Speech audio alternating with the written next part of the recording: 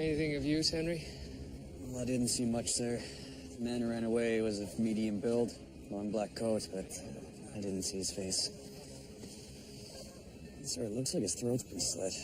If it had, there'd be significantly more blood. I suspect we'll find who's been garroted. It's a new one for me, sir. Good God. What is it, sir? It appears to be a human thumb.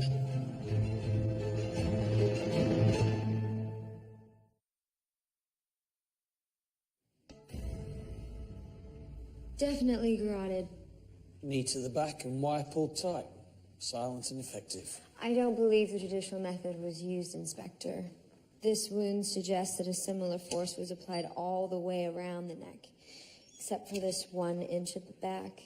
The area is bruised, as though something was pressed against it. Some kind of device? Perhaps a wire loop attached to a pole of some sort. And the thumb you found in his pocket was severed recently. Pre or post-mortem? Yet to be determined. Murdoch. I know this scumbag. William McCann. Billy McCann is what he went by. He was a lowlife, worked for Bernie King. The bookmaker. Yeah. King never does his own dirty work. Prefers to swan around his club. Sirs, there's been another murder.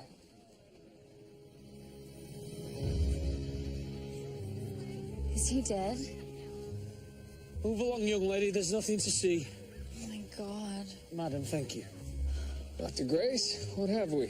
He was found by the gardeners this morning. He was beaten. I've detected 6 blows. This one to the head here was likely lethal. So a beating, then. Yes, but this was no random killing. What makes you say that? He's missing a thumb. Oh. There's a man with a thumb to spare lying in the morgue. Professor Gideon Galbraith. What's your professor's thumb doing in the pocket of a known felon?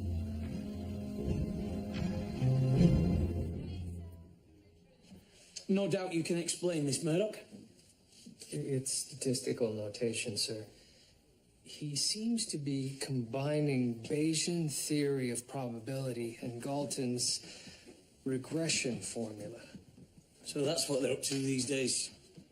They, sir? High forehead types. I believe his motives may have been more practical than academic, sir. He's been tabulating race results. He was gambling. I think he was looking for a way to statistically determine race winners. He had a system, did he? Not something a bookie'd appreciate. You thinking what I'm thinking? We should pay Bernie King a visit.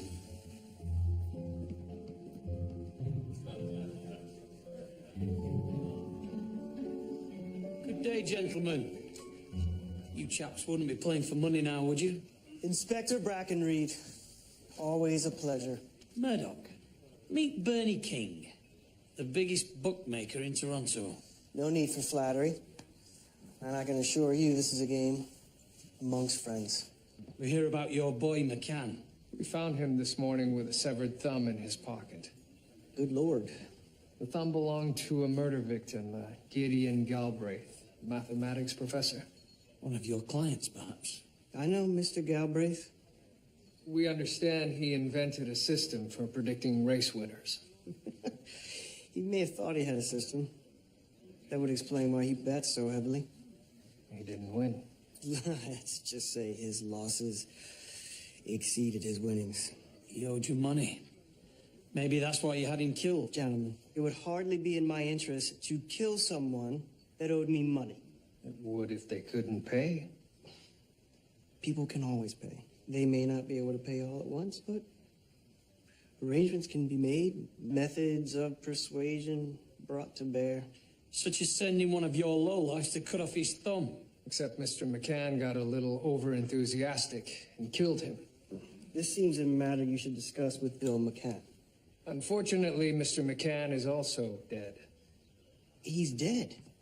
Oh, don't look so surprised, Bernard. I reckon you couldn't have McCann crying into his beer over a murder that was tied to you, so you got rid of him. Well, you seem to have it all worked out. So let me just say this.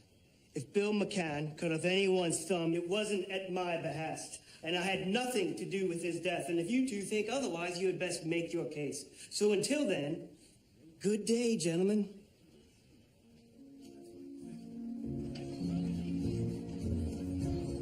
What have you, Doctor? I compared the thumb we found in Mr. McCann's pocket with the remnant on Professor Galbraith's hand. It didn't match.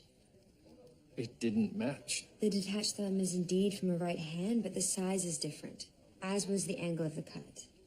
You mean there's someone else out there missing a thumb? What the hell's going on, Murdoch? I don't know, sir. Clearly, these two murders must be related somehow. I'll have George look into McCann's last movements. George, we just received a call about a domestic disturbance in St. John's Ward. Neighbors complaining about a ruckus in the house next door. Well, you see to it, Jackson. I'm in the middle of something. The address is 114 Agnes Street. Just thought you should know.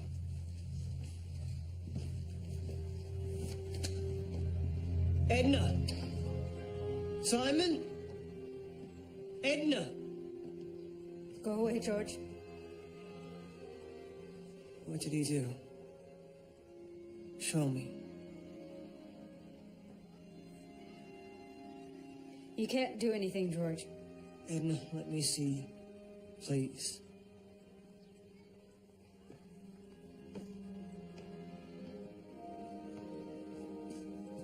Oh, for the love of God. I've never seen it like this before, George. Where's Simon? He tried to help me, and Archie turned on him and he ran away. I can't be here, George. If Archie comes back, he'll kill you. He'll kill me. After what he did to you, he'll kill me. And he'll kill me too. No, I'll never let that happen. Now, is there somewhere you can stay? No. Well, you'll stay with me. No, George. Please. He could be watching us right now. And if he's not watching us, then the neighbors are. All right, lock the door. If he returns, I want you to go out the back and come straight to the station house. Promise me. And I'm not going to leave until you promise me. Promise. he will never lay another finger on you or Simon again. That's my promise to you.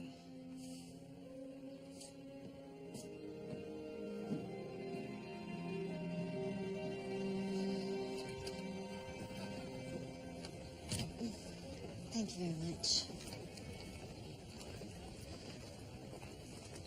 George, Doctor. your congratulations are in order. What? Your promotion to detective. Oh, yes. Thank you. Yeah, I apologize, Doctor. I've not been myself today.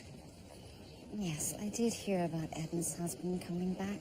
I'm so sorry, George. It's become more complicated than that now, I'm afraid. Things are really upside down right now. Well, if you ever need to talk, my door's always open. I appreciate that, Doctor. I believe this is something I'll have to settle on my own. Perhaps the thumbs are trophies. You think this could be the work of a sequential killer? We do have 2 confirmed murders and a thumb suggesting a third. Sir, pardon the interruption. Another body's been found off Duchess Lane. That's just around the corner.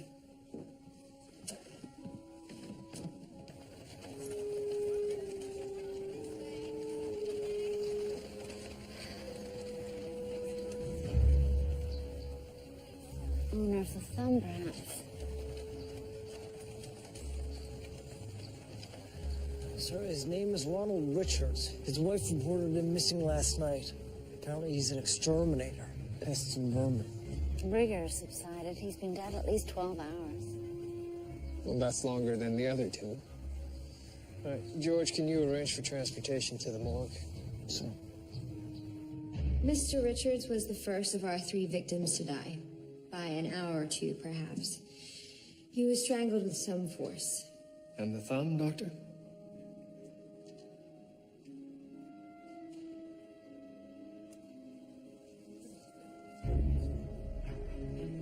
It's a match.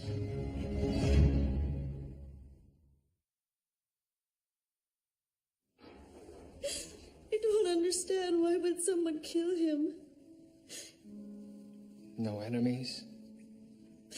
No. He never said an angry word against anyone, even his boss. Why would he have reason to be angry with his boss? He was let go from his job last month. He had a bad ankle. Couldn't climb the stairs no more. But he was the best exterminator around. How did he earn his living? He didn't. I got work cleaning. Mrs. Richards, did your husband ever gamble? No. He was very careful with his money.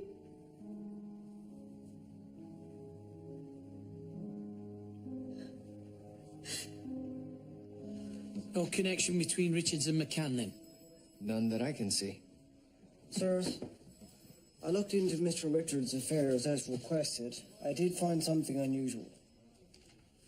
Just last week, he took out a sizable life insurance policy with a double indemnity in case of accidental death or murder.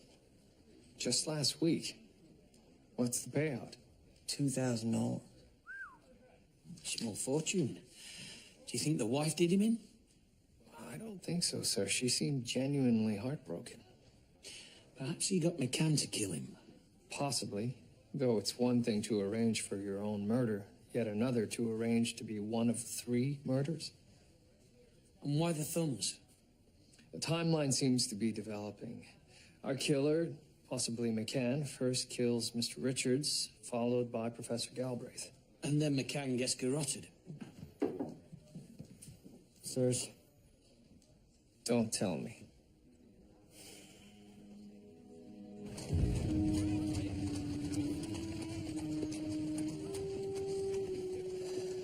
Doctor? It appears the killer doesn't discriminate. crikey. She was opened from hip to sternum by a large blade, possibly a hunting knife. It's the same killer, all right? Fourth body in 24 hours, either deficit or surplus in thumbs. copy of the racing sheet. Cigar cutter. I assume these belong to her? They were here when she was found. A cigar-chewing gambler who liked to shoot arrows. Rather sorry I never got to meet her. If she was an archer, perhaps Julian knew her.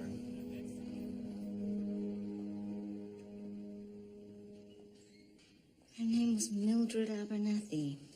She was our top archer. One of the Abernathys. Indeed. So no need of money, then? And nothing in common with the other victims. Except for the missing thumb. Is it always the thumb of the right hand? So far. Ritualistic, perhaps. Another mark of a sequential killer. Yes, but the choices of victims and methods of killing are so different. And how did one of his trophies get in the pockets of one of our victims?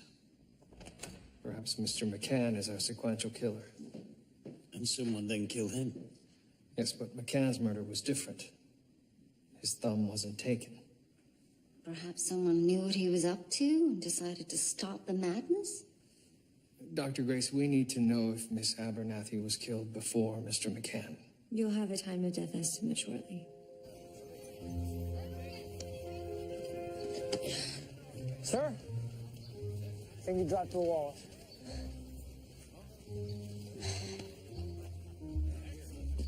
Back to old habits, are we? Simon, I know you tried to help your mother. Yeah, for all the good it did. Where's your father now? I don't know. Simon, your father can't... He needs to be apprehended and punished for what he did. Yeah, and then what? You catch him, he goes to jail, and he gets out. You can't fix this. Simon! You're the reason this happened. Just leave us alone.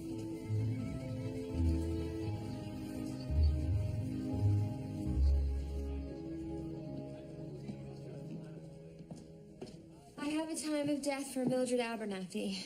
She was killed within the past 5 hours. After McCann was already dead. So he can't be the killer. Right. So we have a common thug, an exterminator, a mathematician, and a wealthy heiress. What connects them? 2 of them like to play the ponies. Yes, but 2 of them didn't. 3 of them needed the money, but 1 didn't. There's no common denominator. Crabtree, where have you been? Dealing with personal matters, sir. Sod your personal matters. We need you on this case. I'm on this case, sir. That's why I'm here. We've just received word another body's been found. Lord.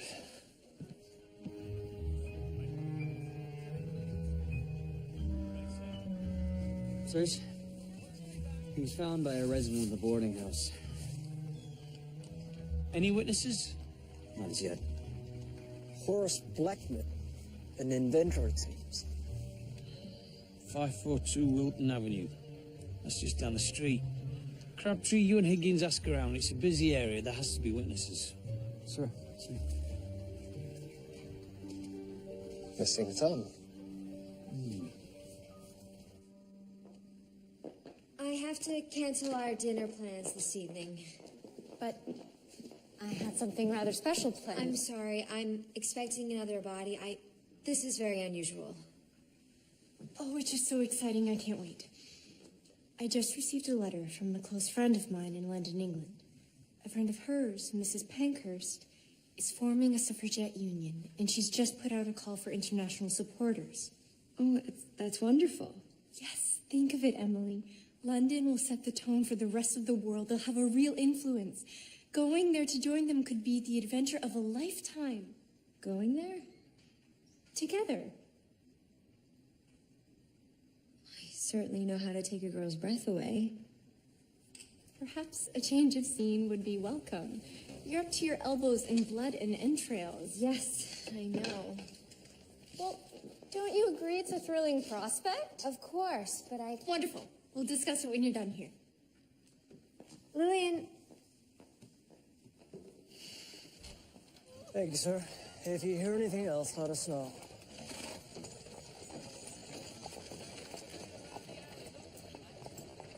Any luck? None. Can you imagine 5 murders in the space of one day? This puts us in league with London or New York, even. Oh, that's wonderful, Higgins. A first-class city at last. Is everything all right, George? Everything's fine. Stop asking. It's the first time I asked. If you go back to the station house, I'll finish up here. Suit yourself.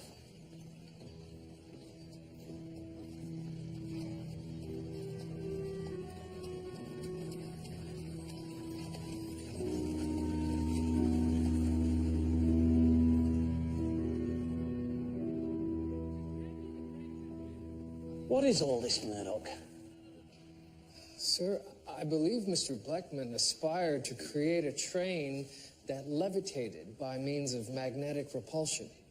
A train that floats in the air? Bloody ridiculous. Man was crackers. Yes, well, you aren't the only one that thought so. It appears he was trying to get funding for this invention without much luck. We regret to inform you that we are not presently interested in your invention. Regarding your letter requesting capital funds, we wish to thank you for your interest, but... Rejection letters. He was a poor man's Pendrick. So it would seem. Made up. Here's another copy of the racing sheet. Yes. Sir, do you think it's possible that he was gambling to raise the money? Now that's interesting. He placed a bet on the 7th race at Woodbine. What's interesting about that? Well, there is no 7th race at Woodbine. Horace Blackman has placed a bet on a race that doesn't exist.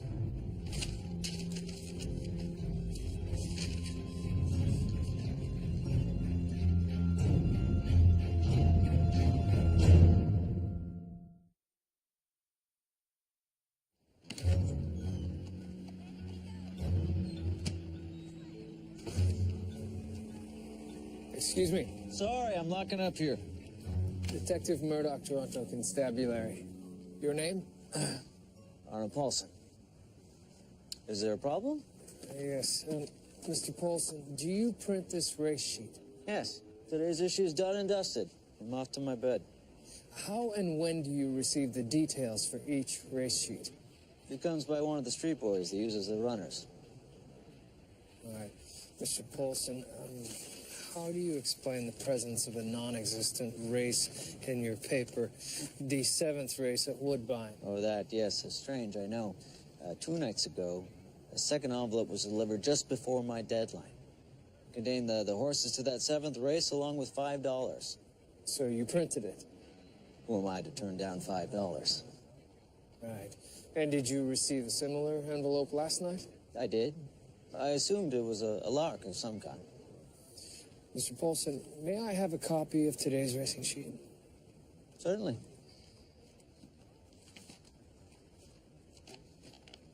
So the 7th race at Woodbine is listed once again, but this time there are only 4 horses. There were 9 yesterday. So 5 fewer today. A coincidence that there are 5 bodies in our morgue? Could you please list off the 5 missing horses? Rat Trapper. That would be Ronald Richards, the exterminator. Jailbird is likely our friend McCann. McCann? Artemis. The goddess of the hunt. Mildred Abernathy, the archer. Murdoch, Pythagoras. Professor Galbraith, the mathematician. That leaves only one. Horace Blackman, the inventor. Butcher's Gaff. Soldier Boy. Twisted Oliver. Big Game Hunter. Dare to Dream. Dare to Dream. Suits our man to a T. All those daft projects he was working on. Horace Blackman, inventor. What have you, George? Sir, I looked into Miss Abernathy's requested. It seems her apparent wealth was just that. She was in debt up to her ears from gambling. One roulette game away from penury, it seems. We have our common denominator. They are all in need of money. Perhaps this isn't the work of 1 or 2 killers. Could the victims be killing each other? I suppose. McCann killed Richards. He had the thumb in his pocket. Blackman was an inventor. Perhaps he invented the garroting device that killed McCann. That's very good, sir. That would explain why Blackman had Jailbird checked off on his racing sheet. That's a very good thought, Julia. The question is, why? Could they all be contestants in some kind of murderous game? A fight to the death, like gladiators. Well, they are all in need of money. Perhaps if the prize is a significant sum. To be claimed by the last man or woman standing. What about the severed thumbs? Sir, proof of their kill? Thumb marks, which is why it was taken only from their right hand. If we're right about this, 4 contestants remain. Butcher's Gaff, Soldier Boy, Twisted Oliver, Big Game Hunter. All right, George. We'll stake out the print shop. We'll apprehend whoever delivers the envelope tonight.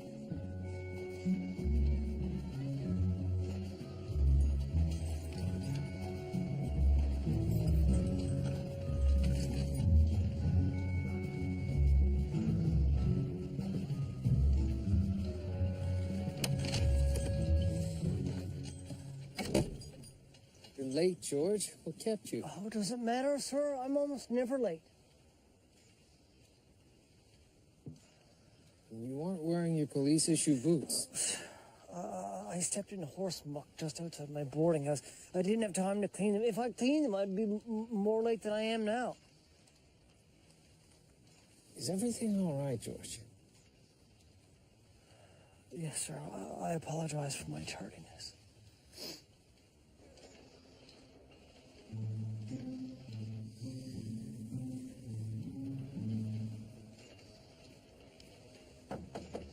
Here we go. You there. Toronto Constabulary. Give me that. Who gave you this? The race manager, sir, from the Woodbine racetrack. Sir? It's legitimate race information. No 7th race. Suppose we wait? We wait.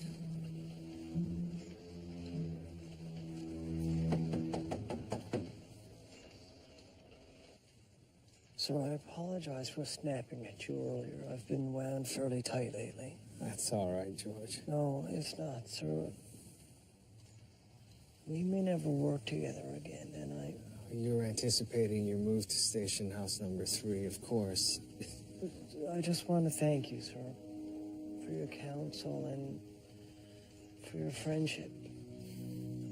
It's been invaluable to me, whatever the future brings. I'm glad to have served under you these years.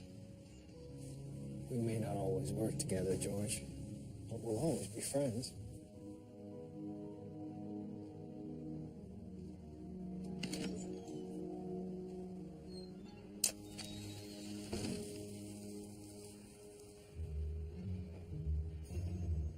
Right then.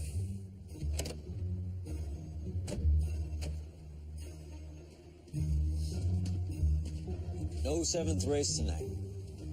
You've already begun printing. Be done in an hour if you want to wait. What do you think, sir? Thank you. Let's go home, George. We'll try again tomorrow.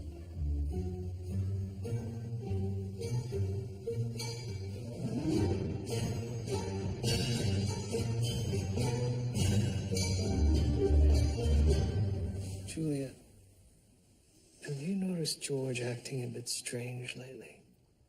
William, you have to give him a little leeway. George is dealing with difficult matters of the heart.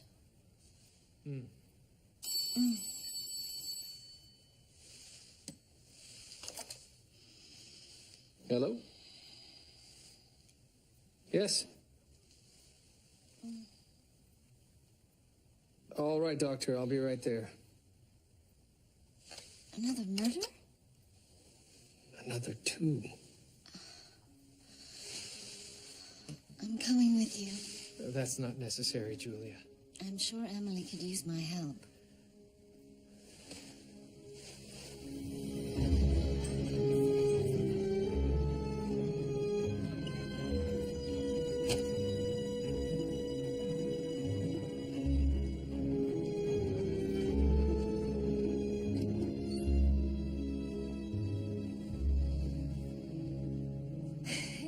Miss Abernathy was not only a victim, but also a killer.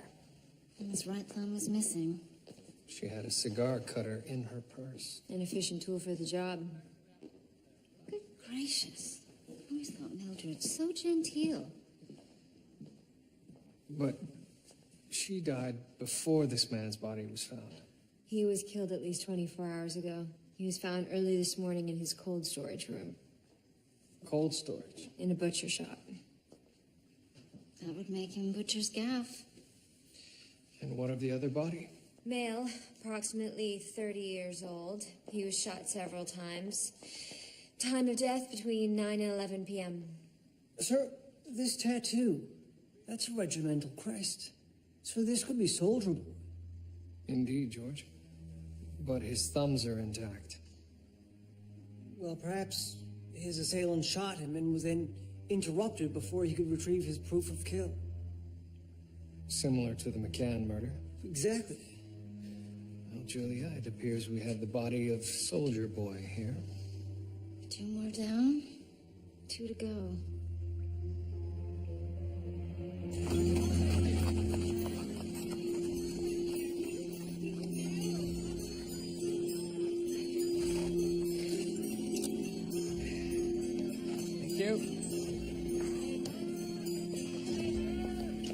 I'll pick up a copy of this morning's racing sheet. Oh, don't bother, Julia. I spoke with the printer. He said that there is no 7th race. I'll get one anyway. William, look at this.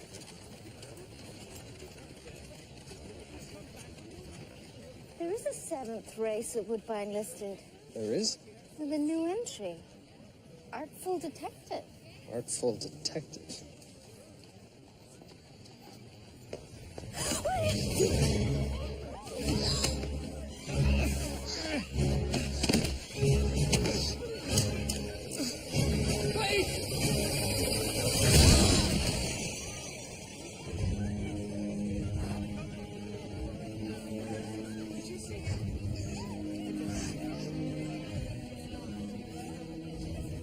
He's dead. William, what on earth just happened? Julia, I believe I may be the Artful Detective.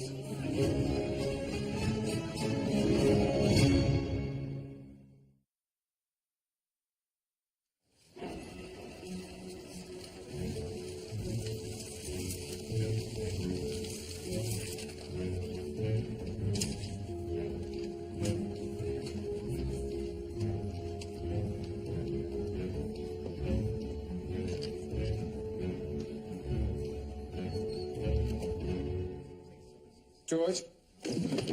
What? Have you brought in Mr. Paulson yet from the printing shop? Sir, he's gone. His place has been completely cleared out. He's nowhere to be found. Right. Join us, please. Artful Detective? I'm not quite sure about the artful bit. They must have thought that it made for a better horse's name. They, sir? Whoever's responsible for this game, which includes the printer. They must have thought that you were getting too close, so they've thrown you into the game without your knowledge. Not quite cricket. Yes, and now the printer has disappeared, along with our best lead. Well, if you are in the game, I want you to get yourself off to the armory. Don't want you taking any chances. Sir, if we are to find out who's behind this, we'll need to capture our subject alive. Well, how the hell are we going to do that? I invented this some time ago, but it proved to be somewhat cumbersome for daily use. What is that? It's a weaponized capacitor. It delivers an electrical shock by way of these darts. Sort of like an electric gun? Exactly. It overwhelms the attacker's nervous system. Rendering him paralyzed? Temporarily. I hope. I haven't exactly tested it yet. Well, I'm sure we can find a couple of volunteers. Jackson, get yourself in here. Sir, I really don't think that... We're not taking any chances, Murdoch. Sir, the detective is going to test his new invention on you. It might hurt a bit, so brace yourself. All right. Sir, I really don't think that we should... We need to make sure it works. It could kill him. Oh, Jackson, as you were. Thank you, sir. Sir, no matter how effective this electric gun is, you're up against killers. Not killers, George. A killer. Soldier Boy and Twisted Oliver are now out of the picture. That only leaves Big Game Hunter. How are you going to find Big Game Hunter? Sir, I believe he is going to find me. Sir, I insist on coming with you. I mean, the man is clearly dangerous. He's bloody dangerous. Big Game Hunter. It's all in the name, Murdoch. It's all in the name. I appreciate your concern, gentlemen, but I have a plan. And it all begins at the hotel.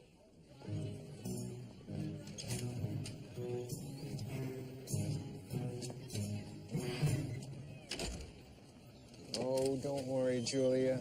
I'll be back shortly. Please be careful, William. Of course.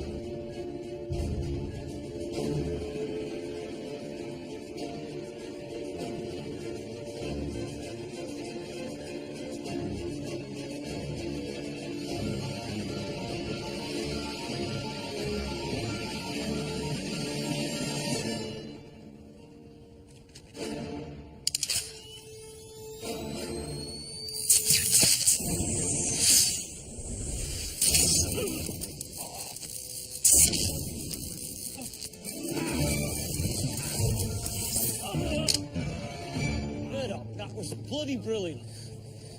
It worked. Sir, take him to the station house. I'll question him shortly. Where are you going? I owe it to my wife to let her know that she didn't become a widow today. Fair enough. Lads, cart this lump of rubbish off to the cells.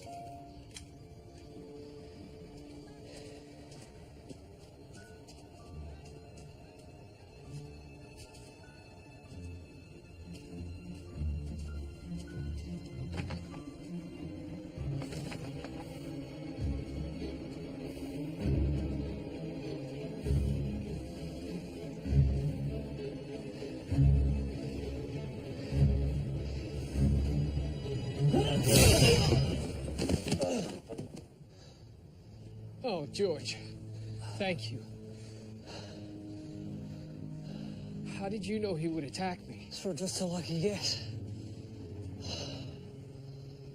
George, this man is a soldier. Could this be Soldier Boy? Perhaps, sir. If so, who do we have in our morgue? I don't know. Winner was to receive a prize of $10,000. Why would you join such a murderous undertaking? You need the money. I did it for the sport, of course. The ultimate sport. I've faced off against many a ferocious beast, but none as deadly as man himself. What were the rules of this game? We met before the hunt began, agreed on one thing only. Killing of any non-participant meant instant disqualification. Apart from that, there were no restrictions. Any time, any place, any weapon. You chose a hunting knife as your weapon. Always. It's the only way to measure yourself against your quarry. Who organized this? I don't know his name, but you may have an opportunity to meet him face to face, Detective. How is that? You're the victor. The last man standing. How am I to collect my prize? And it was the chimney sweep.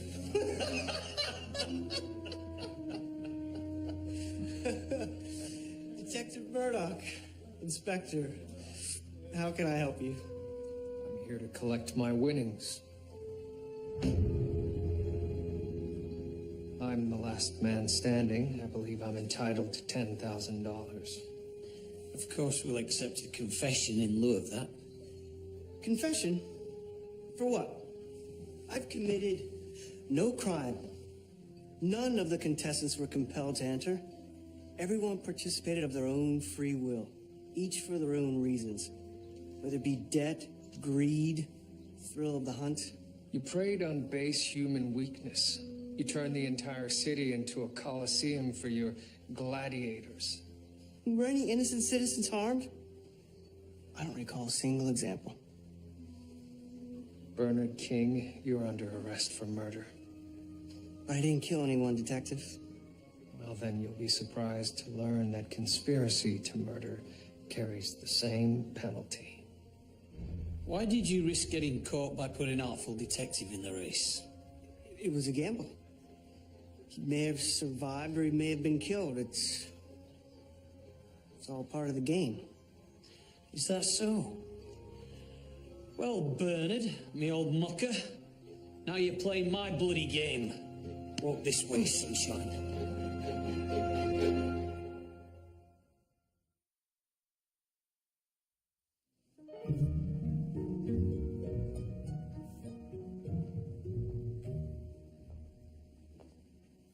I thought you might be hungry. Oh, how thoughtful. It's tea and scones. You're trying to convince me of the charms of England? I hope it's my own charms that will sway you. Oh, do say yes, Emily. I am charmed, but I have to think about my job. There are mortuaries in London, I dare say. Well, it's not that easy. I can't just walk into a position at any mortuary. So don't.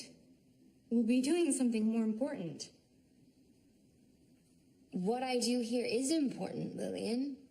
I'm a woman. I am doing my part for the movement just by being here. I am living the fight. You're just talking about it. Well, I'm not just talking about it anymore. I'm doing something about it. You can either come with me or you can stay. I won't accept such a ridiculous ultimatum. It appears you've given me your answer. I suppose I have.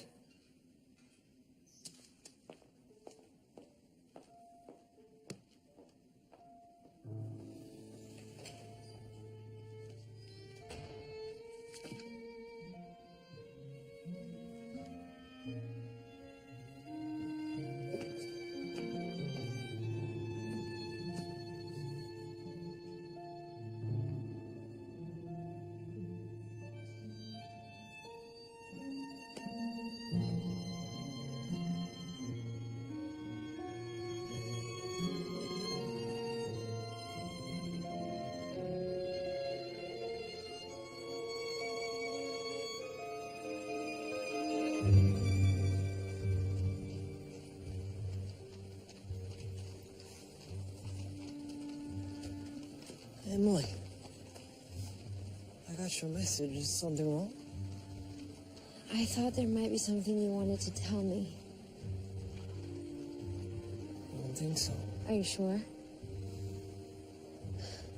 George, I identified the soldier in the morgue. It's Archibald Brooks, Edna's husband. You saw the body. You knew who it was. Why didn't you say something? Emily, George, the detective is waiting on my report. What am I supposed to tell him? you do what you must. George, please talk to me. What are you hiding? What's going on? Only goodbye.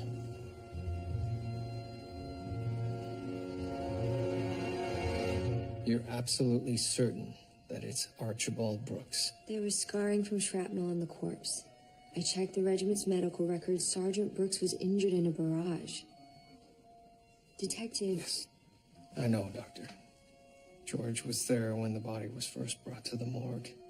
He would have known that it was Mr. Brooks and not Soldier Boy. Do you think he could have... Doctor, Brooks was shot. What was the caliber? .22 pistol.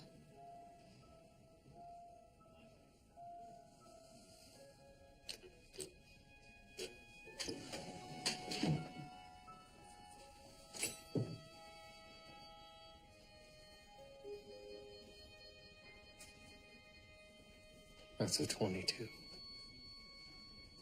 What has George done?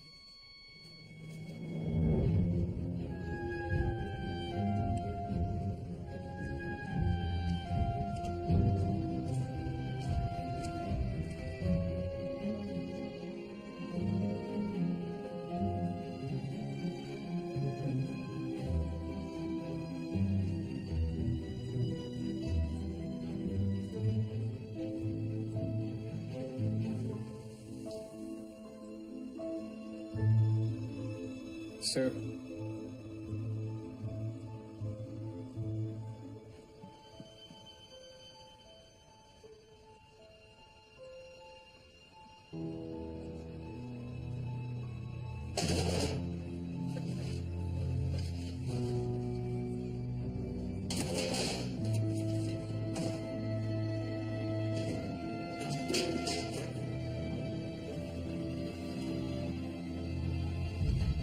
Sir?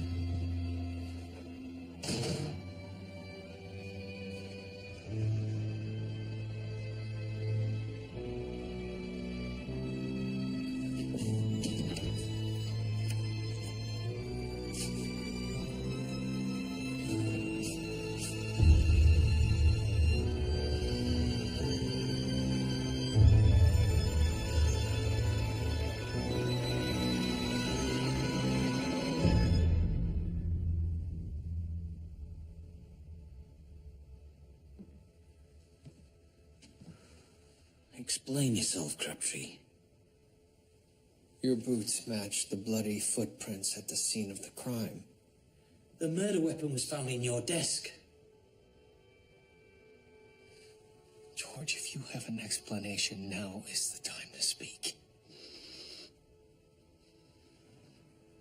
Oh, for God's sakes, man, have you not got a tongue in your head? Did you kill him? Did you kill Brooks?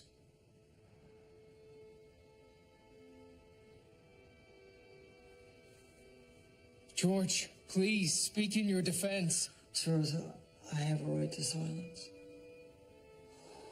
Christ, George, what were you thinking? George, all these years that we've worked together. Those were good years, sir.